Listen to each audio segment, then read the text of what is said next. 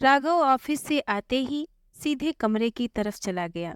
बैठक में बैठे पिता, जिनकी आंखें उसके आने के समय बाहर टिक जाती थी, उसके आते ही निश्चिंत हो कमरे में चले जाते।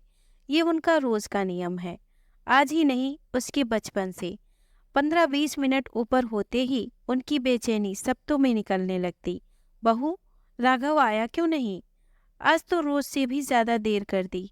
अरे, इतनी देर तो वो कभी नहीं करता। सानू, पापा को फोन कर। क्या बात है? इन सब का जवाब एक ही होता, आ जाएंगे। कभी काम में देर हो जाती है, कभी ट्रैफिक, और जब उनकी आवाज़ ज़्यादा सुर पकड़ लेती तो खींच निकलती। रोज रोज की यही परेशानी। बच्चे थोड़ी ना हैं, परेशान करके रख देते हैं। और पिताजी अपनी बातों को उनके बेफिजूल के जवाब के आगे दबता देख बाहर की हर आवाज़ पर दरवाजे तक पहुंच जाते। अधिक उम्र है, इसीलिए चाल थोड़ी धीमी पड़ गई है। कैसे समझाएं? राघव के लिए ये बेचैनी आज की थोड़ी है। बचपन से उसको लेकर उनका यही प्रेम है। उसके इंतजार की सीमा उनके बर्दाश्त के बाहर हो जाती है। आज भी रोज की तरह दरवाजा खोलते ही वही वाक्य दोहराया। इतनी देर क्यों कर दी? सब ठीक है? फोन कर दिया करो।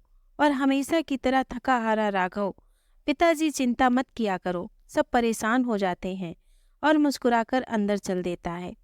यह परेशानी नहीं थी कि वो साथ नहीं बैठता, लेकिन उसके घर आने के बाद वो निश्चिंत हो जाते और बैठक छोड़ अपने कमरे में चले जाते। आज जब ऑफिस से आकर वो कमरे में था तो अचानक भूकंप के झटके महसूस हुए। वो फुर्ती से उठ बीवी बच्चे को बाहर भागने की हिदायत देते हुए उन्हें खींचता हुआ तेजी से बाहर भागा। जानता था उन्हें सुरक्षित छोड़ वापस जल्दी आना संभव होगा। पिता जो दूसरे कमरे में बैठे थे, चलकर जितना कमरे से बाहर आ सकते थे, घबराए हुए राघव राघव करते बाहर निकले। जब उन्होंने देखा राघव अपनी बीवी बच्चे को लेकर बाहर भागा है, तो वो स्तब्ध वहीं खड़े रह गए। राघव उन्हें देखकर एक क्षण भी नहीं रुका, साथ ही पिताजी आइए, पिताजी आते रहिए कहता बाहर को भागा। भूकंप के झटके रुक रुक कर आ रहे थे। बेशक नुकसान कुछ दिखाई नहीं दिया, लेकिन लोगों की डर भरी चिल्लाने की आवाज भय पैदा करने वाली थी। राघव को अपने परिवार सहित बाहर भागते देख पिताजी के पांव जैसे जम से गए। उन पर अब डर, भूकंप किसी का असर न था। उन्हें लगा उनकी किसी को कोई जरूरत नहीं।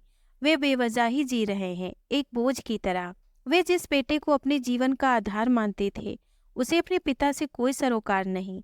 उसने एक बार भी उन्हें बाहर ले जाना जरूरी नहीं समझा। अंदर तक टूटे हुए पिताजी पर जैसे बिजली टूट पड़ी हो। उन्हें जीने का कोई मकसद नहीं नजर आ रहा था।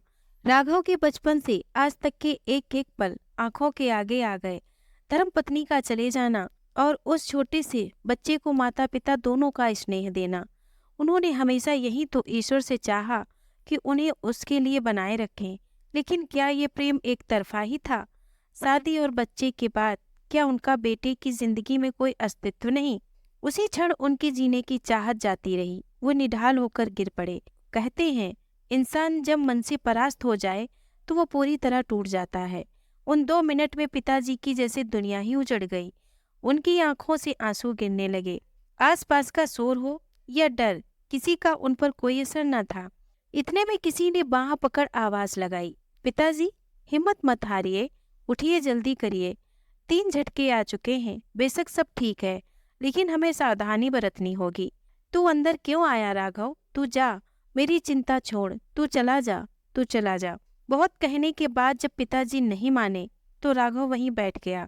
किस्मत में लिखा होगा तो हम दोनों सही सलामत रहेंगे, नहीं तो आपके आशीर्वाद के बिना मैं अकेला जी नहीं पाऊंगा। आत्मग्लानि से भरे पिताजी एक कदम भी नहीं चल पाए और कुछ ही पल में बेहोश हो गए। राघव भी उनके साथ वहीं बैठा रहा। बाहर से लोगों की चिल्लाने की आवाजें आ रही थीं। कुछ समय बाद जब सब शांत हो गया, थोड़ी थोड़ी देर में भूकंप के 4 झटके महसूस हुए। कोई जान माल का नुकसान नहीं हुआ। घरों में दरारें जरूर आईं, लेकिन मन की दरारें पूरी तरह भर चुकी थी। पिताजी समझ गए बेटा उन्हें आज भी उतना ही प्यार करता है, और वही प्यार वो अपने परिवार से भी करता है। बस समय की व्यस्तता और बढ़ती जिम्मेदारी ने उसे सब ओर से घेर लिया है। उसके फर्ज, जरूरतें और जिम्मेदारियां बढ़ चुकी हैं। गलत कोई नहीं होता, बस किसी भी बात पर हमारा नज़रिया दूसरे से भिन्न होता है। दोस्तों, अगर आपको ये कहानी पसंद आई हो तो प्लीज़ इसे लाइक और शेयर करें। अगर आप हमारे चैनल पे नए हैं तो प्लीज़ इसे सब्सक्राइब करें। धन्यवाद।